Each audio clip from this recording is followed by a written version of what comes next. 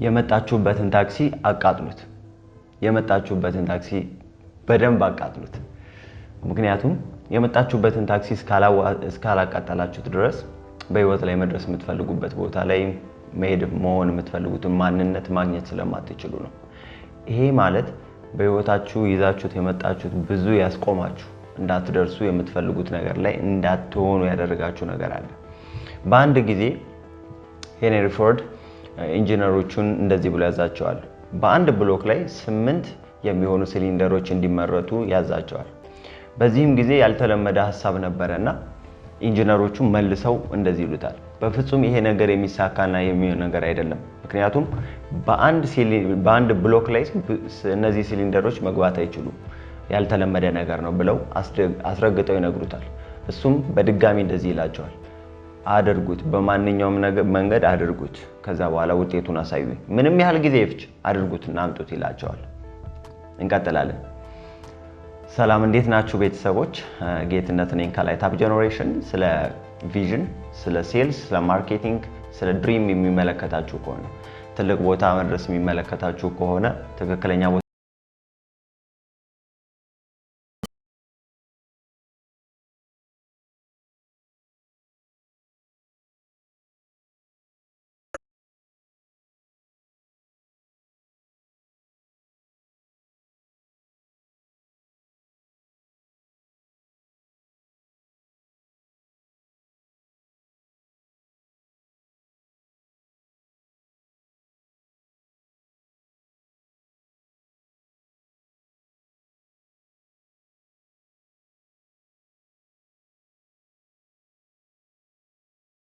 ስለዚህም እነዚህን እስካላቃጠልን ድረስ የምንፈልገው ነገር ላይ መድረስ አንችልም።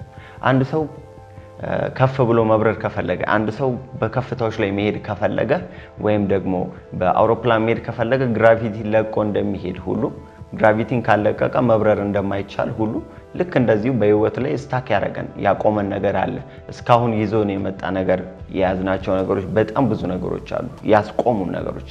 እነሱን ነገር እስካላቃጠልን ወደ ኋላ ትተን እስካልመጣን ድረስ ከመማሪያነት በስተቀር ውጪ ሌላ ምንም አያደርጉምና በህይወታችን ላይ ማቃጠል ያሉብን ነገሮች አሉ። እነሱን እናያለን። በህይወት ላይ ብዙ ማሳካት እንፈልጋለን። እንደ ወጣት ደግሞ ትልልቅ ቦታ ላይ መድረስ እንፈልጋለን። ስለዚህ እነዚህ መሳካት የሚችሉት ደግሞ እነዚህን 3 ነገሮች ማቃጠል ስንችል ነው። አንደኛው ምቾታችን ነው። ብዙ ወጣቶች ትልልቅ ቦታ ላይ መድረስ የምንፈልገው ከምቾታችን ጋር እንደተጣበቅን ነው፣ ወይም ደግሞ አሁን ያለብንበትን ምቾት መልቀቅ አንፈልግም። ሀገር መልቀቅ አንፈልግም፣ ሁኔታ መልቀቅ አንፈልግም፣ ብዙ ልማዶቻችንን መልቀቅ አንፈልግም። ስለዚህ ምቾታችንን እስካለቀቅን ድረስ ምቾታችን የምንላቸው ብዙ የምንጠራቸው ነገሮች አሉ። እንደ ወጣት መልበስ፣ መብላት፣ መጠጣት፣ መዝናናት፣ በተለያዩ ቦታዎች ላይ መሄድ፣ ከዛ ደግሞ አርፍዶ መነሳት፣ ማታ ደግሞ አምሽቶ መተኛት እጅግ በጣም የምንወደውና የምንጓጓለት ጉዳይ ነው፣ ወይም ደግሞ እንደ ምቾት የምንቆጥረው ነገር ነው። ስለዚህ ይሄ ምቾታችን ከህይወታችን እጅግ በጣም የሚጎትተን ስለሆነ ይሄንን ደግሞ ምቾት እስካለቀቅን ድረስ ትልቅ ቦታ የሚባለውን ነገር እንኳን ማድረግ አይደለም ማሰብ እጅግ በጣም ከባድ ነው። ምክንያቱም ትልልቅ ቦታ ላይ የደረሱ ሰዎችን በምንመለከትበት ሰዓት አሁን እናንተ የምትጠሯቸው ትልልቅ ቦታ የምትሏቸው እያንዳንዱን ህይወታቸውን አጥኑ። ከኋላ ያለውን ከፊት ወጥተው የሚያሳዩትን ሾው የሚያደርጉትን ነገር ሳይሆን ከጀርባ ተመልከቷቸው። እጅግ በጣም ዋጋ የሚያስከፍል እጅግ በጣም ከምቾት ጋር የተላቀቀ ህይወት ነው ያላቸው። ከምቾታቸው ወጥተው ነው የሚያስቡት። ከምቾቶቻቸው ወጥተው ነው እያንዳንዱ ነገር በየቀኑ የሚያደርጉት። ስለዚህ ምቾቴን ጠብቄ ትልልቅ ቦታ ላይ መድረስ አልችልም። ጠዋት በደንብ ለጥ ብዬ መነሳት እየፈለኩኝ በፍጹም የማስበው ነገር ላይ እንደማልደርስ አውቃለሁ። ስለዚህ ይሄ ምቾቴ ነው ወደ ኋላ የሚያስቀረኝ።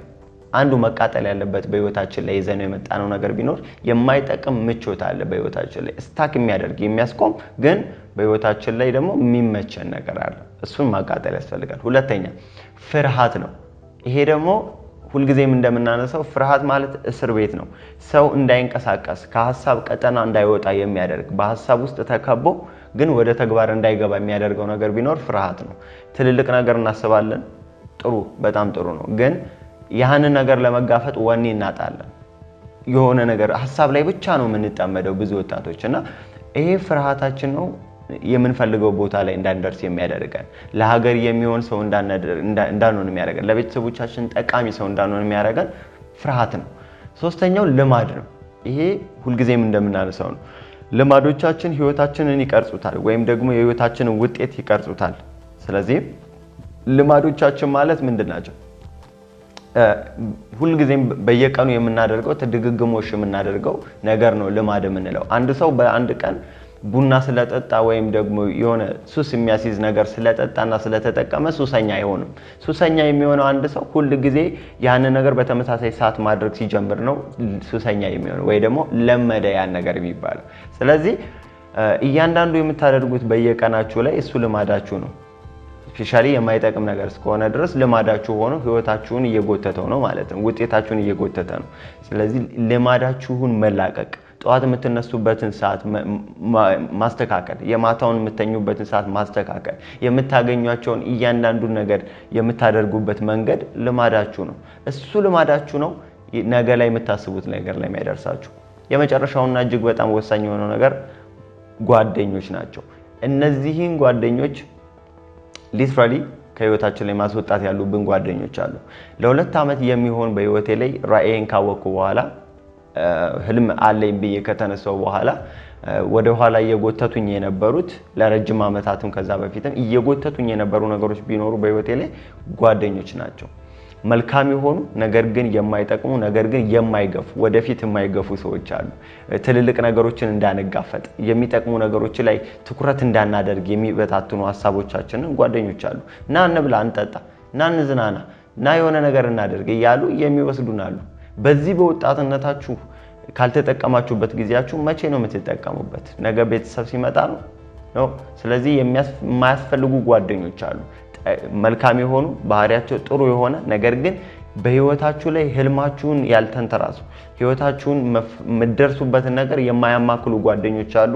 እነሱን ማስወገድ ያስፈልጋል። ከነሱ ውጪ በፍጹም የምንፈልገው ነገር ላይ መድረስ አንችልም። ልክ እነሱን የተላቀቅኳቸው ቀን ነው የኔ እያንዳንዱ ነገር የጀመረው። ከነሱ ጋራ ቁጭ ብዬ ከራሴ ጋር ያወራው ቀን እነዚህ ሰዎች ናቸው ለካ እስካሁን ያስቆሙኝ። ለካ ሳላውቀው ከጀርባ በውስጤ የሆነ የሚጎትቱኝ ነገሮች አሉ። ስለዚህ እነዚህ ሰዎች ማስወጣት እንዳለብኝ አውቄ ወስኜ ያስወጣቸው ቀን እያንዳንዱ ነገር ሀፕን ማድረግ ይጀምራል። ስለዚህ በእናንተ ህይወት እንደዚህ የሆነ ይመስለኛል። ጥሩ ያልሆኑትን እንዳታስቡት፣ ነገር ግን ጥሩ ሆነው እንኳን ነገር ግን ከህልማችሁ ጋር ማች የማያደርጉ ከምታስቡት ትልቅ ነገር ጋር የማይሄዱ ጓደኞች አሉ። ኮምፕሊትሊ እነሱን አስወጣቸው ከህይወታችሁ ላይ። ምንም አይጠቅማችሁም። ለመቼ ነው የምታስቀምጧቸው? የጊዜ ጉዳይ ነው። የሆነ ቀን ላይ ማስወጣታችሁ አይቀርም። ስለዚህ በፍጥነት ጊዜያችሁ ሳይሄድ ወጣትነታችሁ ሳይበላ አስወጣቸው።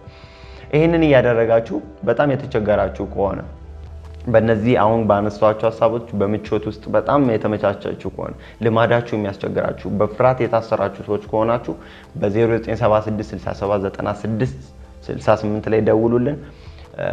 እያንዳንዱን ነገር ማውራት እንችላለን። እንዴት እንደሚወጣ እያንዳንዱን መፍትሄ ማስቀመጥ እንችላለን አብረን ሆነን ለእናንተ በሚሆን መንገድ። እናመሰግናለን። ላይት አፕ ጄነሬሽን ነው።